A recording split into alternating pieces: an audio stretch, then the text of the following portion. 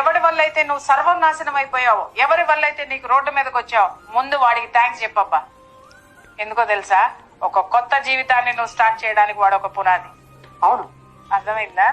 నిన్ను నువ్వు ప్రూవ్ చేసుకుంటానికి నీలో ఇంకా ఎంత శక్తి ఉందో, నీలో ఇంకా ఎంత టాలెంట్ ఉందో, నీలో ఎంత సామర్థ్యం ఉందో, ఆ సామర్థ్యాన్ని బయటికి తీసుకోవడానికి ఒక ఛాన్స్ భగవంతుడు నీ ముందు ఎదురుగుండా నిలబడి ఉన్నాడు. అడుగురా, నీకేం కావాలో ఇవ్వడానికి నేను సిద్ధంగా ఉన్నాను అంటాడు. దుల్లపండి.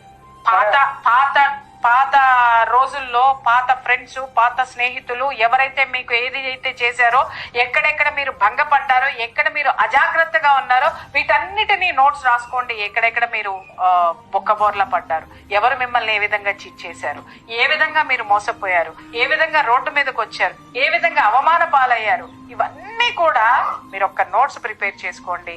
ఆ నోట్స్ తీసి మీరు ఎప్పుడు చూసే మిర్రర్ పక్కన అంటించుకోండి.